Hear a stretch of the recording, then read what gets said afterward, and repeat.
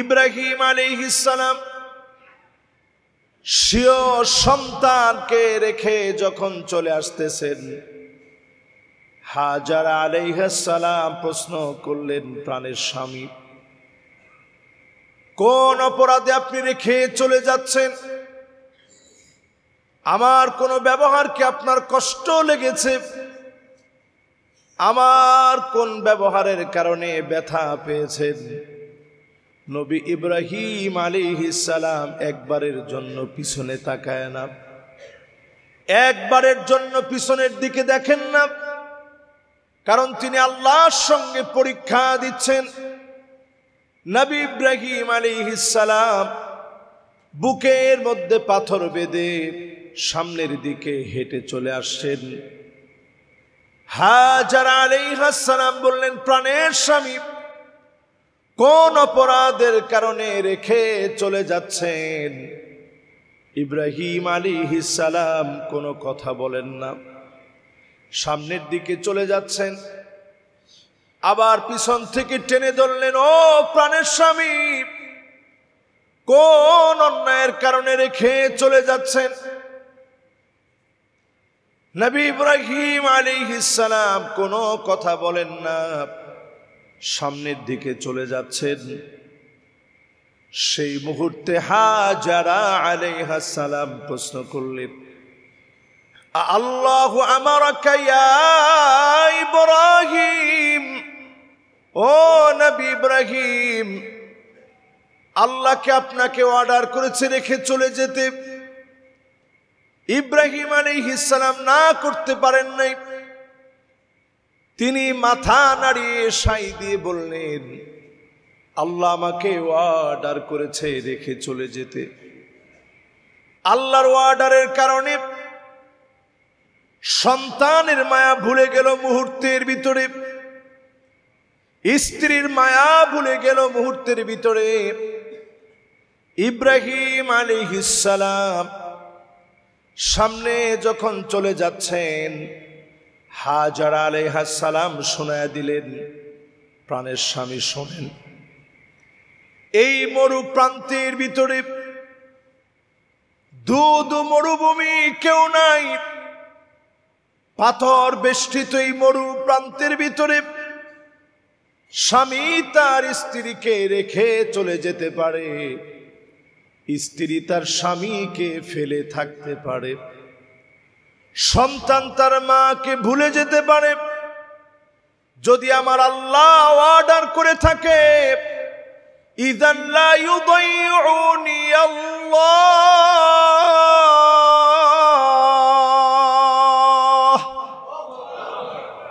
আমার আল্লাহ যদি অর্ডার করে থাকে, এই মরু প্রান্তের ভিতরে কেউ আমাকে মনে রাখো কার না রাখো, আমি হাজারা খেয়ে আছি না না খেয়ে আছি, অভুক্ত আছি, এই সব ব্যাপারে দুনিয়ার কেউ খবর না নেক, অবশ্যই যিনি খবর নেবেন তিনি কে? সেই খালি মরু প্রান্তের ভিতরে হাজারা আলাইহিস সালাম একা একটা মহিলা মানুষ, উনাকে উম্মুল আরব বলা হয়, গোটা আরব উনাকে মা বলে। মা কেন মা বলে? কেমন মা ছিলেন একটু চিন্তা করেন।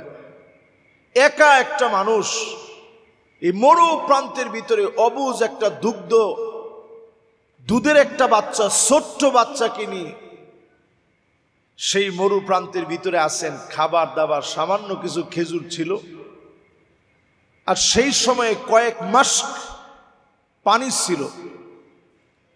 পানি যখন ফুরায় গেছে, খেজুর যখন শেষ হয়ে গেছে, শিশু বাচ্চা যখন কান্না শুরু করেছে,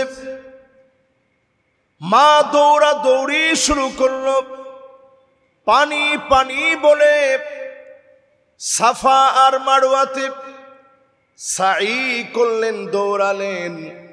আল্লাহ পাকের কাছে দৌড়ানোটা এত পছন্দ হয়ে গেছে, এই দৌড়ানোটা এত প্রিয় হয়ে গেছে, এই কাজটাকে মালিক হাজীদের জন্য ওয়াজিব বানায় দিয়েছেন। বলেন আল্লাহু আকবার। কিয়ামত অবধি যত হাজি হজ করতে যাবে সাফা আর মারওয়াতে সাই করা লাগবে, কারণ আল্লাহর পছন্দের একজন বান্দি পানি পানি বলে দৌড়াইছে আল্লাহর উপরে তাওয়াক্কুল করে, যে আমার শিশু বাচ্চারে দুনিয়ার সবাই ভুলে যেতে পারে, বাপ ভুলে যেতে পারে, মা ভুলে যেতে পারে, কিন্তু এখানে যে আল্লাহর দুইটা, একটা বান্দি আর একটা বান্দা আছে, এটা আমার আল্লাহ ঠিকই ভুলবে না। বলেন আল্লাহু আকবার। ইব্রাহিম আলাইহিস সালাম বউয়ের এই কনফিডেন্স দেখে সামনাসামনি না বলে একটুখানি গিয়ে আল্লাহর কাছে দোয়া শুরু করলেন, রব্বানা ইন্নী আসকানতু যুররিয়াতি বিওয়াদিন গায়রি যী যারইন ইনদা বাইতিকাল মুহাররাম রব্বানা লিয়ুকিমুস সালাহ।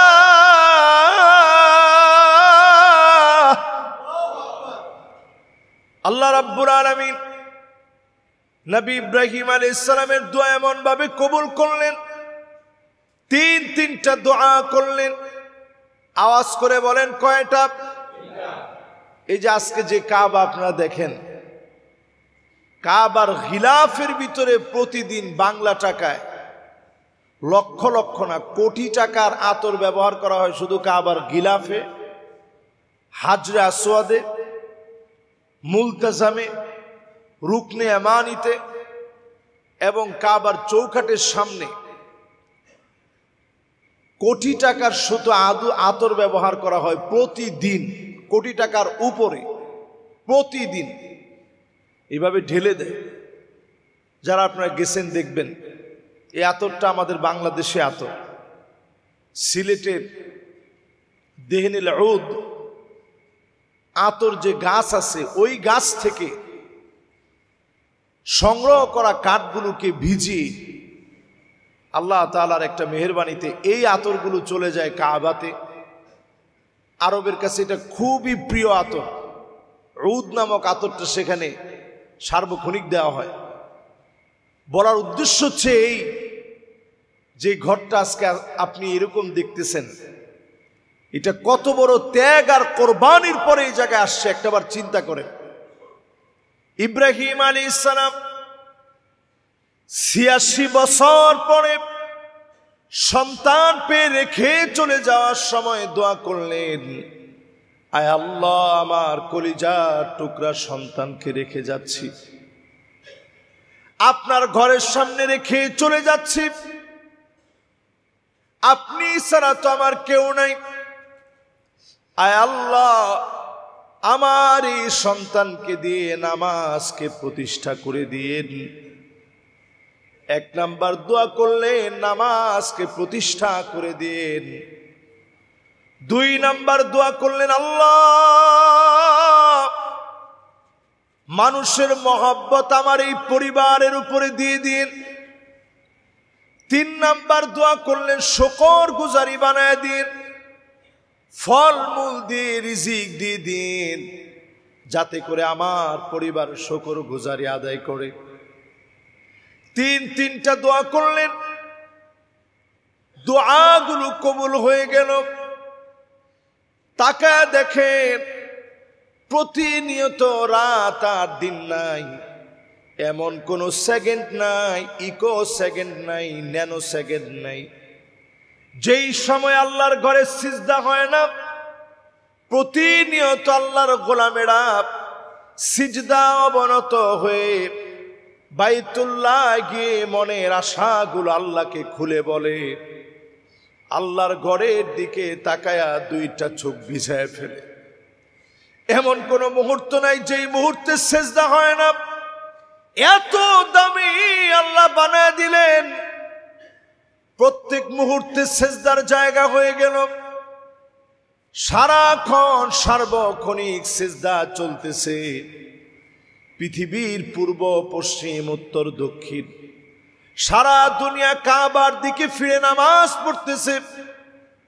আমার এইখানে যখন ফজরের নামাজ, অন্য জায়গায় হয়তো অন্য নামাজ চলতেছে, সারা দুনিয়ার ভিতরে সেজদা চলতেছে, আল্লাহর এই ঘরটাকে সার্বক্ষণিক যিনি পুনরুজ্জীবিত করে দিলেন তিনি কে? তিনটা দোয়া করেছিলেন ইব্রাহিম আলাইহিস সালাম। ১ নাম্বার দোয়া, আল্লাহ আপনি এই জায়গার মধ্যে নামাজ কায়েম করে দিন। আচ্ছা বলেন তো, নামাজ কায়েম হয়েছে? সুবহানাল্লাহ। তাহলে দোয়া বাকি আছে আর কয়টা? আর 2টা দোয়া বাকি।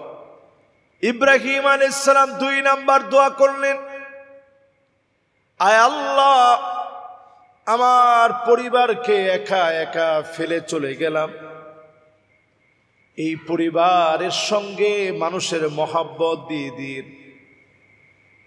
আল্লাহ সেই মহব্বতকে কিভাবে প্রতিষ্ঠিত করলেন একটু চিন্তা করেন।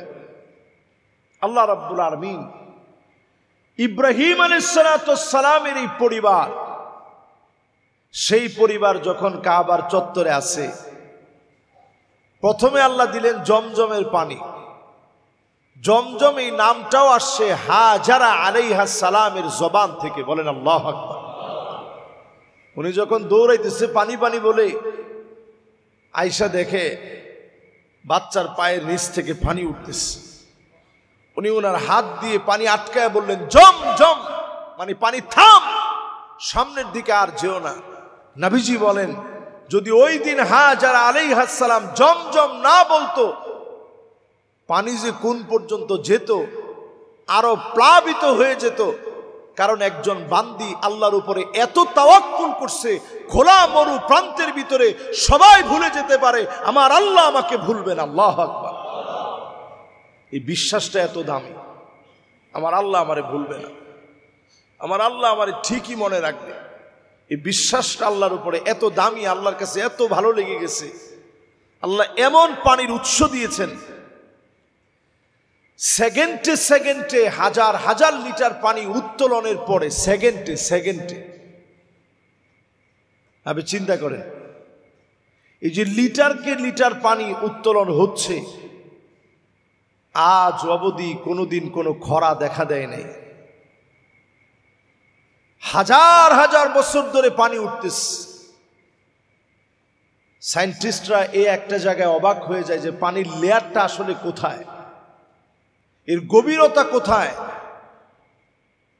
তো তারা অবাক হয়ে যায়, এই পানি উঠাইছে, একটু লেয়ারটা নিচের দিকে নেমে গেছে, আবার লেয়ারটা পুরা হয়ে গেছে। সুবহানাল্লাহ। এই পানি নিয়ে গবেষণা করে দেখেছে, খাদ্যের যে উপাদান, আমিষ বলেন, শর্করা বলেন, প্রোটিন বলেন, ভিটামিন বলেন, সকল রকমের উপাদান আল্লাহ রাব্বুল আলামিন জমজমের পানির ভিতরে দিয়ে রেখেছে। সুবহানাল্লাহ। এটা তাআমু তুমিন, জমজমের পানি খালি পানি না। আমি নিজে সাক্ষী, এখানে অসংখ্য হাজী সাহেবরা আছেন এবং যারা উমরা করছেন এরকম অনেক সাক্ষী আছেন। আমি নিজে একদিন শুধু এটা ট্রাই করার জন্য যে আজও কি জমজমের পানি খেয়ে থাকা যায় কিনা একটু দেখি, শুধু জমজমের পানি খেয়ে লম্বা সময় আমি ছিলাম।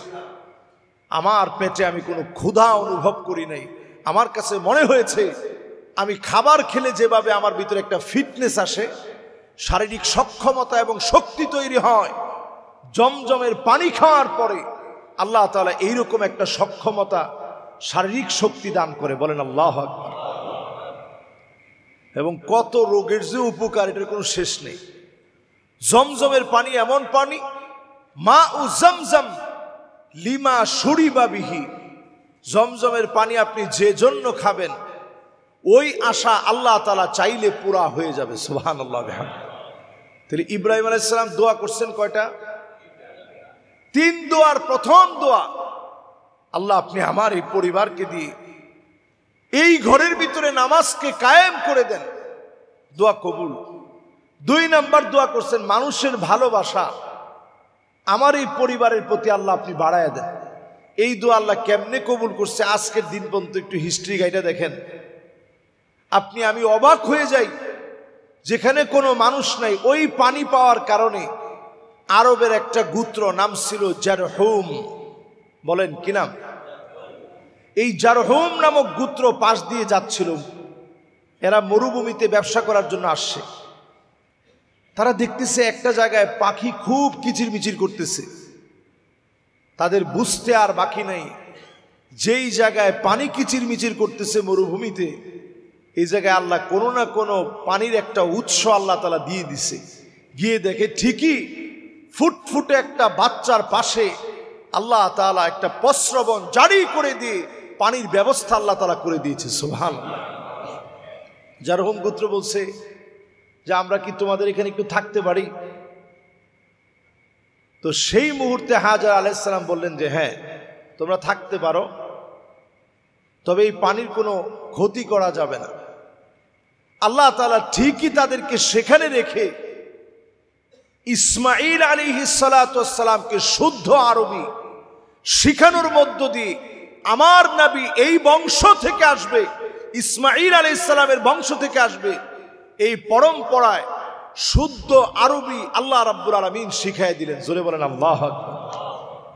চিন্তা করেন আল্লাহর ফয়সালা, এক পানি দিয়ে মানুষের ভালোবাসা আল্লাহ তাআলা এই পরিবারের প্রতি বাড়ায় দিলেন। 2 নাম্বার দোয়া কবুল, বাকি থাকে দোয়া কয়টা? শেষ দোয়া করলেন আল্লাহ আপনি ফলমূল দিয়ে রিজিক দিয়েন। দেখেন ফলমূল দিয়ে কি পরিমাণ রিজিক। বাংলাদেশে আমরা কয়টা ফল দেখছি? আমাদের দেশে, এই দেশের ভিতরে ফলের তো অভাব নেই, কিন্তু আরব দেশে আপনি গিয়ে দেখেন, যেমন কা কা নামে একটা ফল আছে, টমেটোর মতো দেখতে। কে কে দেখছেন? একজনও নাই? মাশাআল্লাহ, একজন দুইজন, মাশাআল্লাহ। কাকা দেখছেন না, টমেটোর মতো? যারা উমরায় গেছেন সবাই তো দেখার কথা। এটা আলহামদুলিল্লাহ আরব দেশে খুব চলে, আলহামদুলিল্লাহ অনেকে দেখছে, আমাদের আসিফ ভাই দেখছে, আরো অনেকে দেখছে। তো এই যে একটা ফল, এই ফলটা আমরা বাংলাদেশে তেমন দেখি নেই। শাম্মাম নামে একটা ফল আছে, বাঙ্গির মতো, কিন্তু এটা স্বাদই ভিন্ন রকম। এরপরে সেখানে বিভিন্ন কুম্বাসারা নামে একটা ফল আছে, যেটা আমরা বাংলাদেশে সচরাচর দেখিনি। এরকম অসংখ্য ফল আছে যেগুলো বাংলাদেশে আমি দেখিনি, কিন্তু সেই জায়গাতে আপনি গেলে দেখবেন ফলের কোনো অভাব নেই। আল্লাহ তাআলা সেই যুগ থেকে নিয়ে আজ অবধি ঠিকই তাদেরকে ফলমূল খাইয়ে আল্লাহ তাআলা বাঁচিয়ে রেখেছেন। আল্লাহ তাআলা তাদেরকে ফলমূলের কোনো অভাব দেন নাই। 3টা দোয়া সব আল্লাহর কাছে কবুল হয়ে গেছে। এই জন্য মসজিদ এমন জায়গা, মসজিদ আল্লাহর এমন ঘর, এই ঘরকে কেন্দ্র করে আপনি যদি ইখলাসের সাথে কাজ করেন, আপনাকে যিনি কবুল করে নেবেন তিনি কে? আলহামদুলিল্লাহ, সুম্মা আলহামদুলিল্লাহ। আল্লাহর অসংখ্য মেহেরবানি। আমরা যারা সলাতুল জুমাতে আসছি, আগে ভাগে আমি অনেক মুসল্লিদেরকে পাই যারা এসে 11টা থেকে এখানে বসে থাকেন। শুধু 11টা থেকে এসে বসে থাকেন এমন না, ঢাকার বিভিন্ন প্রান্ত থেকে এখানে এসে আপনারা আগে ভাগে বসেন। সওয়াবটা কেমন? এক একটা পা আপনি যেখান থেকে দিয়েছেন, 1 বছর এক একটা পায়ের জন্য দাঁড়ায় থেকে তাহাজ্জুদ পড়লে যেমন সওয়াব হবে, দিনের বেলায় রোজা রাখলে, নফল রোজা টানা 1 বছর রাখলে যেমন সওয়াব হবে, এক একটা পায়ের বিনিময়ে সম পরিমাণ সওয়াব বান্দার আমল নামে আল্লাহ উঠায় দিয়েছে। সুবহানাল্লাহ। তাহলে চিন্তা করেন মসজিদ কেমন জায়গা। এই জায়গাতে যারা আসে আল্লাহ তাদেরকে এত দামি বানায় দেন। আপনি আস্তে আস্তে আল্লাহর কাছে কত কিছু বলছেন, আল্লাহ আপনি তো আমার মালিক। আস্তে আস্তে মনের ভিতরে কত দোয়া মনের ভিতরে আসছে, আল্লাহ আমার এটা যদি আপনি দিতেন। আমি প্রতিনিয়ত চিন্তা করি, এই যে যারা যারা আসছেন সবার মনের ভিতরে কত দোয়া আছে। ফাহুয়া হাযুহু, নবীজি বলছেন যে যে নিয়ত করে মসজিদে আসে, আসার সময় যে দোয়াগুলো করে আল্লাহ পাক দোয়াগুলা কবুল করে নেয়। সুবহানাল্লাহ। এই জন্য মসজিদে যখনই আমরা আসি, মসজিদে আসছে আল্লাহর ঘরে, মেহমান হয়েছে আমার মালিকের, এই নিয়ত নিয়ে যখন আপনি আসবেন, আপনি আল্লাহর কাছে প্রতিনিয়ত দামি হবেন, প্রতিনিয়ত দামি হবেন, প্রতিনিয়ত দামি হবেন। ওয়াসজুদু ওয়াক্তারিব, এসে যখন সিজদা দিবেন আল্লাহর কাছে এত দামি হয়ে যাবেন, আকরাবু মা ইয়াকুনুল আবদু মির রাব্বিহি ওয়া হুয়া সাজিদুন ফাআকসিরুদ দুআ।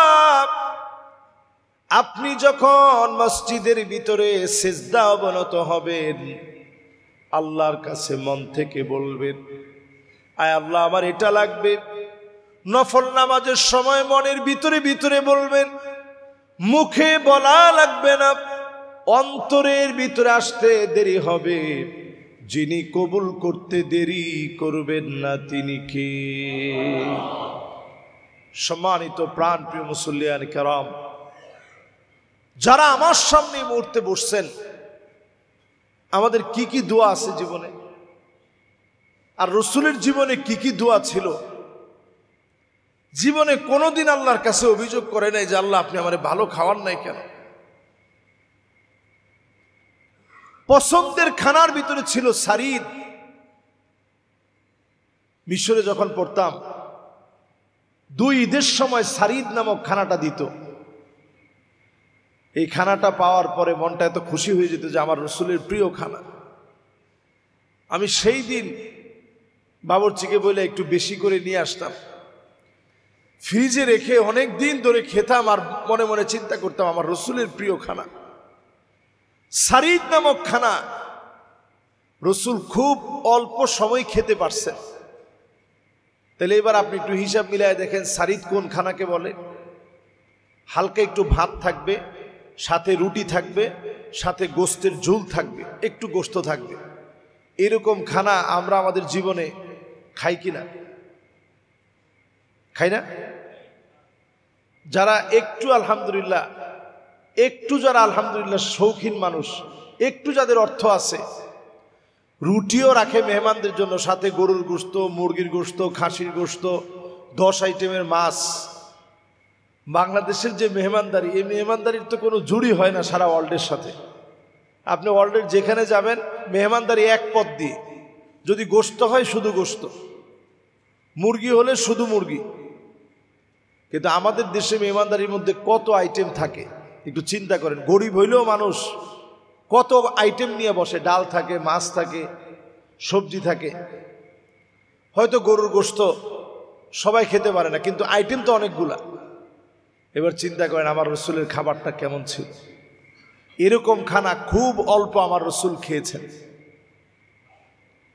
আল্লাহর নবী আমার প্রায় সময় খাবার খেয়েছেন। কয়েকটা খেজুর খেয়ে নবী আল্লাহর শুকর গুজারি আদায় করেছেন। ফজরের নামাজ পড়তে আসতেন, নামাজ থেকে ফিরে গিয়ে নবীজি বলতেন, প্রাণের স্ত্রীরা কোনো খাবার কি আছে? প্রায় সময় জবাব আসতো, নবী ঘরের ভিতরে কোনো খাবার নাই। আল্লাহর নবী বলতেন, যাও রোজা রেখে ফেললাম, ক্ষুধা পেটে এক ঢোক পানি সারিতে খেতে পারে নাই। আল্লাহর নবী না খেয়ে রোজা রেখে ফেলতেন। এরপরও একটা বারের জন্য আল্লাহকে বলেন, হে আল্লাহ, জীবনে এত কষ্ট কেন দিলেন? ক্ষুধার কষ্ট আমি কেন করব? একবারের জন্য বলে নাই। হাদিসের ভিতরে আসছে, নবীজির মনটা যদি শুধু চাইতো, লাসরাল উহুদ যাহাবা, যেই উহুদ পাহাড়টা আপনি আমি দেখি, মুখে বলা লাগতো না, শুধু যদি নবীজির মনে হতো, এই উহুদ পাহাড়টা যদি স্বর্ণ হয়ে যেত, মনের ভিতরে চাইতে দেরি হতো, মুহূর্তের ভিতরে উহুদ পাহাড়টা স্বর্ণ বানায়া নবীজিকে যিনি হাদিয়া দিয়ে দিতেন তিনি কে? আজকে আরব এত সুখে আছে, নবীজির সবরের কারণে আরব আজকে এত সুখে আছে। এই যে কয়দিন পরে পরে খনি পাইতেছে, এগুলো সব নবীজির চোখের পানি আর সবরের ফসল। আজকে আমরা খেয়ে পড়ে ভালো আছি, নবীজির চোখের পানি আর সবরের ফসলের কারণে উম্মত আজকে ভালো আছি। আমরা কত ভালো ভালো খাবার আজকে পাচ্ছি। নবীজির এরকম কয়েকটা মাস গেছে, একদিন চুলার ভিতরে আগুন জ্বললে অন্য দিন চুলার ভিতরে কোনো আগুন ছিল না, কিন্তু নবীজি একবারের জন্য আল্লাহরে বলেন, আল্লাহ কেন আপনি খাবারের কষ্ট দিলেন? একবারের জন্য অভিযোগ নাই। এই জন্য আল্লাহর কাছে দোয়া নবীজি বেশি বেশি যেই দোয়া করতেন, রব্বানা আতিনা ফিদ দুনিয়া হাসানা ওয়া ফিল আখিরাতি হাসানা ওয়া কিনা আযাবান নার। এই দোয়া সবচেয়ে বেশি নবীজি আল্লাহর কাছে করতেন, আল্লাহ দুনিয়ার কল্যাণ দিন, আখিরাতের কল্যাণ দিন, জাহান্নামের আগুন থেকে আল্লাহ আপনি আমার হেফাজত করেন। চিন্তা করেন, নবীজি আমার, যার জন্য আল্লাহর জান্নাত অপেক্ষায় আছে, ফেরেশতাকে আল্লাহ তাআলা দাঁড় করায় রাখছে, আমার নবী আয়েশা নক করলে জান্নাতের দরজা খুলবে। আল্লাহু আকবার। সেই নবী আল্লাহর কাছে দোয়া করতেন, আল্লাহ আপনি জাহান্নামের আগুন থেকে হেফাজত করেন। আপনি আমি কয়দিন এই দোয়া করছি, প্রতিদিন আল্লাহর কাছে আমার আপনার দোয়ার ভিতরে যেন থাকে, আল্লাহ জাহান্নামের আগুন থেকে বাঁচাইয়া দেন। পোশাকটা পরার সময় আরবিতে না পড়েন, বাংলাই বলেন, আল্লাহ আপনি আমার পোশাকটা পরাইছেন, আমি তো এই পোশাকের মালিক না, আমার কোনো ব্যক্তিত্বের কারণে আমি পোশাক পরতে পারিনি, আল্লাহ আপনি আমারে পরাইছেন, আমার টাকা আছে বিদায় আমি পড়তে পারছি এমন না, আল্লাহ আপনি পড়াইছেন।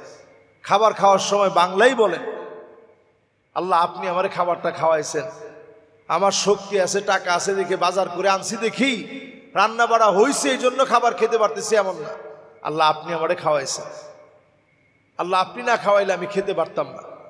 দোয়া যদি এইভাবে আল্লাহর কাছে আমরা করতে পারি, আল্লাহ তাআলা এই দোয়াগুলো কবুল করবে।